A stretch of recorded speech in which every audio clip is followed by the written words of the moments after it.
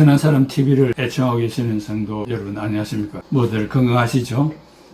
저도 여러분의 염려와 기도 덕분으로 건강하게 방송을 하고 있습니다.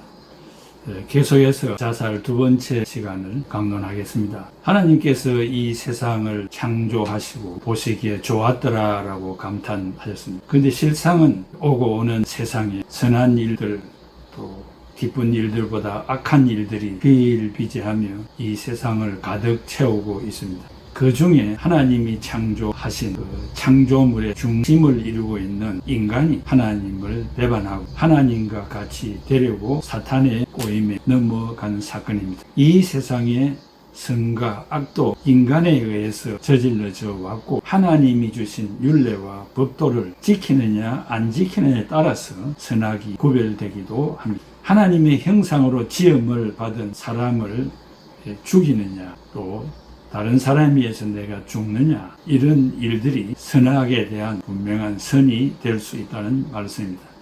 사람을 살리는 것은 선이고 사람을 죽이는 것은 악이 된다는 말씀으로 우리가 생각할 때 이 살인의 사건이 얼마나 중요한가를 여실히 알 수 있습니다. 사람을 생명의 그 수한대로 살지 못하게 하는 일체의 것들, 즉 정치, 경제, 사회, 문화 모든 영역에 있는 것들, 정치 세계에 살인이 얼마나 많습니까? 경제, 돈, 물질로 사람을 죽이고 살리고 사회, 문화 다방면에 살인 사건이 많이 일어납니다. 또 이데올로기의 영역에서 나타나는 인간 소외, 그 실체들 보면은 지구의 오염, 핵전장의 위험, 인구 폭발 이런 것들에 의해서 악한 일들이 너무나 많이 일어나고 있다는 사실입니다. 선은 이런 것들을 물리치고 사람답게 살게 하는 것들이 아니겠습니까? 창조의 중심 인물인 인간이 하나님 중심, 성경 중심, 교회 중심으로 살아가는 것이 인간답게 사는 것이고 선한 사람의 행로라고 볼 수 있습니다. 예수님께서 선포하신 하나님의 나라를 실현하고 살아가는 것입니다. 이것이 기독교 창조 윤리의 인간화라 그렇게 정의할 수 있습니다. 하나님이 인간에게 땅을 다스리라는 명령하신 의도가 아니겠습니까? 욥기서 38장 4절에 내가 땅에 기초를 놓을 때에 네가 어디 있었느냐? 네가 깨달아 알았거든 말할지니라 라고는 오묘한 말씀을 욥에게 말했습니다. 이 말은 신자는 악과 싸워서 이기고 인간의 고통을 극복하는 일에 적극적으로 나서라는 말씀이 아니겠습니까? 하나님이 이런 세상을 만들기 위해서 악과 싸워서 이기고 고통을 극복하는 일에 기초를 놓고 있는데 인간이 오히려 하나님을 회방하고 있느냐라고 하는 말씀입니다.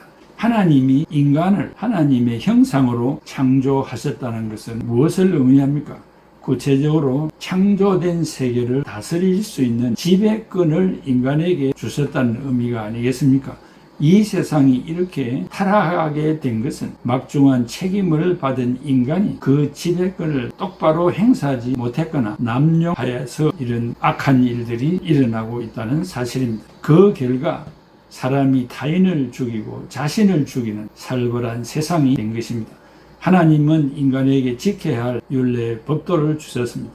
10계명 중 제6계명은 살인하지 말라고 했습니다. 이런 문제를 다루는 일에 있어서 시대적인 넌센스가 아닌가 그렇게 넌지시 욕할 사람도 있을는지 모르겠습니다. 그러나 성경은 시대와 환경의 분위기 따라 주어진 말씀이 아니기 때문에 시대와 환경을 초월해서 우리에게 필요한 말씀이므로 지금도 이 본인이 말씀하고 있는 것입니다. 시대가 급변하여 환경의 이변화와 일기의 이변화 그리고 사람의 마음까지 악해져서 사람을 죽이고 죽는 일에 너무나 익숙해져 왔습니다. 이제는 사람이 죽어도 그 죽음에 대해서 놀라는 사람들이 거의 없다는 사실입니다. 이 시대는 전자통신망이 발달해서 텔레비전과 대중매체를 통해서 모든 정보가 일시에 온 세계에 전달되고 있습니다. 살인하지 말라는 이 소식도 이러한 매체를 통해서 다시 한번 온 세상의 끝까지 전파되기를 바랍니다. 살인하지 말라는 이 말씀은 신자들에게 주어진 말씀, 하나님의 말씀입니다. 이 말씀으로 사람의 생명을 존중히 여길 것을 간청드립니다. 신자들은 생명을 존중히 여기며 생명을 그 수한까지 보호해 주어야 할 책무가 있다는 것입니다. 그럼 지난 시간에 이어서 자살의 종류를 먼저 한번 생각해 보겠습니다. 프랑스의 사회학자 이밀 디르켐에 의하면 자살에는 세 가지가 있는데 이기적인 자살과 애타적인 자살과 아노미 자살, 이 세 가지가 있다고 했습니다.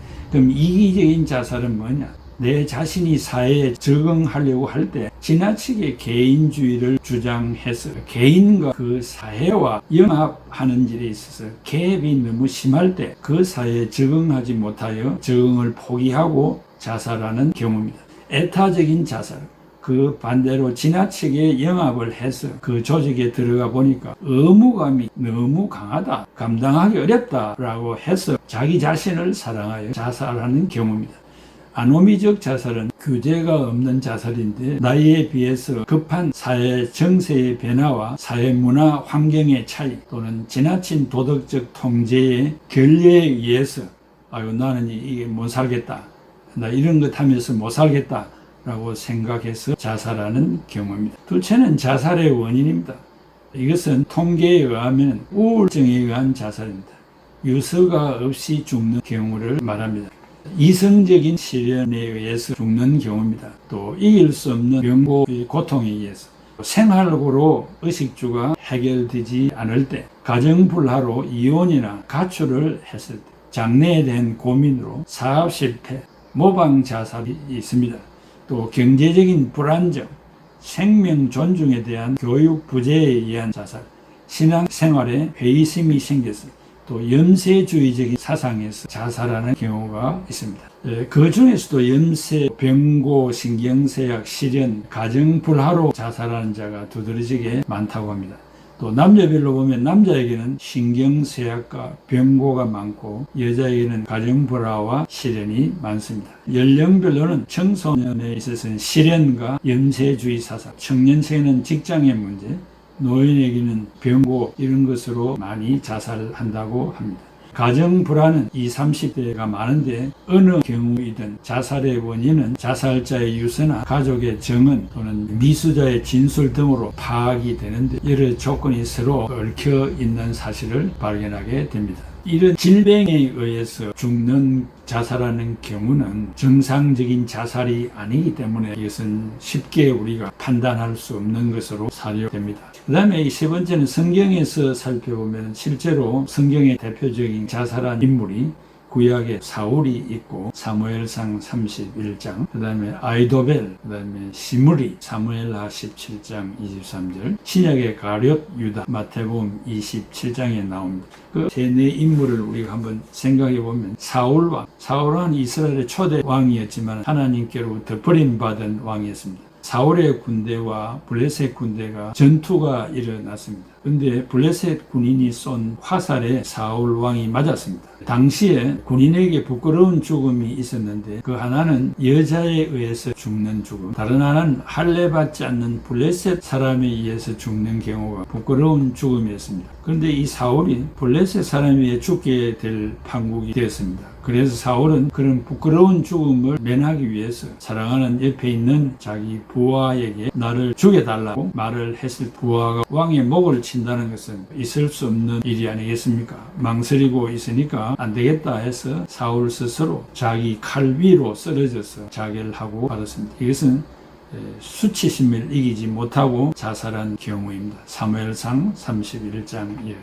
그 다음에 아이도벨은 다윗의 아들 압살롬이 다윗 아버지를 반역했을 때 이 압살롬이 아버지의 왕권을 쟁탈하려고 반역했을 때 압살롬 편에 서서 다윗을 해할 모략을 세웠던 사람이 아이도벨입니다. 그런데 하나님의 섭리로 그의 계략이 시행되지 않고 다른 사람의 계략이 선택되는 순간 밀려오는 모멸감을 이기지 못하고 고향에서 스스로 목매어 죽었습니다. 이것은 감정 조절을 하지 못해서 자살한 경우이겠습니다. 또 이 북이스라엘 왕 시므리, 그는 왕을 반역하고 왕권을 잡으려고 했으나 성읍이 함락되자 스스로 왕궁 요새에 불을 질러서 자결하고 말았습니다. 열왕기상 16장 18절. 그는 가룟 유다, 예수님을 팔고 밀려오는 죄책감을 이기지 못하고 스스로 목매 자살한 경우입니다. 넷째는 성경은 자살을 어떻게 말하고 있습니까? 성경은 자살을 금지하고 죄라고 합니다. 그 이유는 첫째, 인간은 하나님의 형상으로 지음받은 하나님의 소유이기 때문입니다. 창세기 9장 5, 6절에 내가 반드시 너희의 피 곧 너희의 생명의 피를 찾으리니 짐승이면 그 짐승에게서 사람이나 사람의 형제면 그에게서 그의 생명을 찾으리라. 다른 사람의 피를 흘리면 그 사람의 피도 흘릴 것이니 이는 하나님이 자기 형상대로 사람을 지었었음이라 했습니다. 둘째는 생명을 끊는 행위이기 때문입니다. 출애굽기 20장 13절에 살인하지 말라는 계명을 어기는 행위입니다. 셋째는 육체는 성령의 전이기 때문입니다. 고린도전서 6장 19절에 너희 몸은 너희가 하나님께로부터 받은 바 너희 가운데 계신 성령의 전인 줄 알지 못하느냐? 너희는 너희 자신의 것이 아니라. 따라서 자살은 생명의 주인이신 하나님의 뜻을 거스리는 일종의 범죄라고 성경에서는 정의를 내리고 있습니다. 그럼 다섯째는 현실에 나타나는 자살의 몇 가지 사례들을 생각해 보겠습니다. 이런 사람들은 미래에 대한 희망이나 문제 해결의 가망성이 없기 때문에 스스로 목숨을 끊는 경우입니다.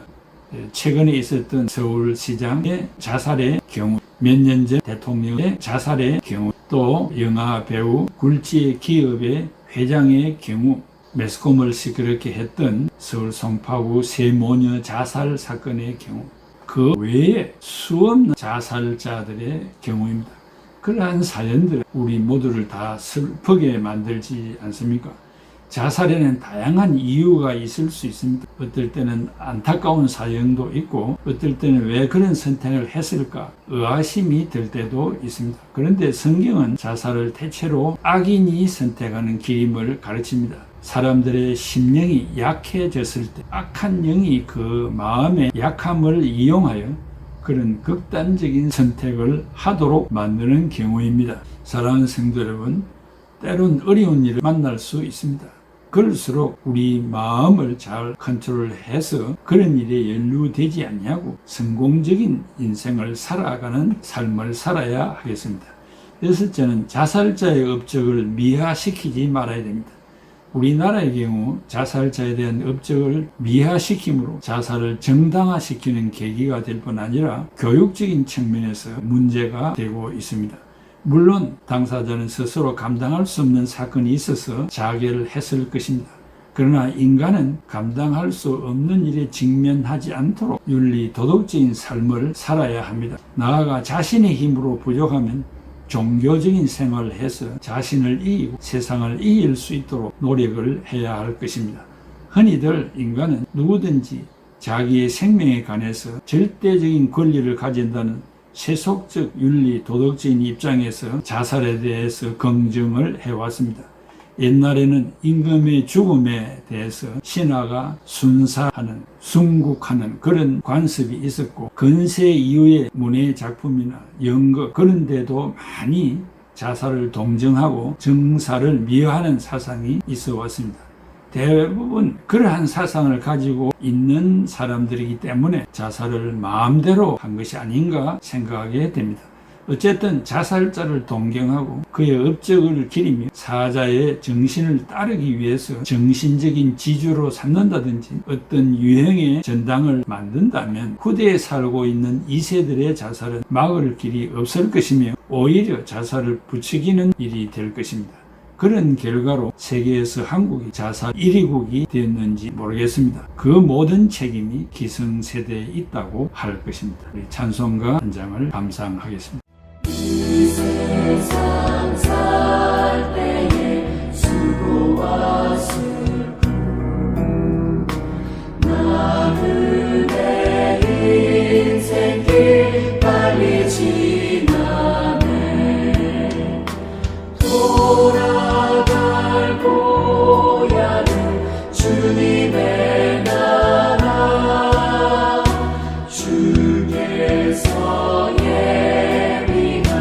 주님의 나라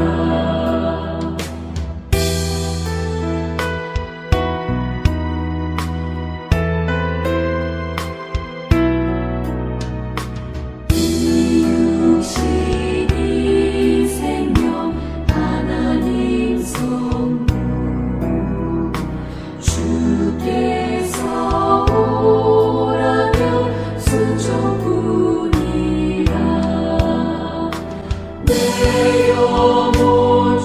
주님께 부탁하고서 평안히 잠들리 주님뿐 안에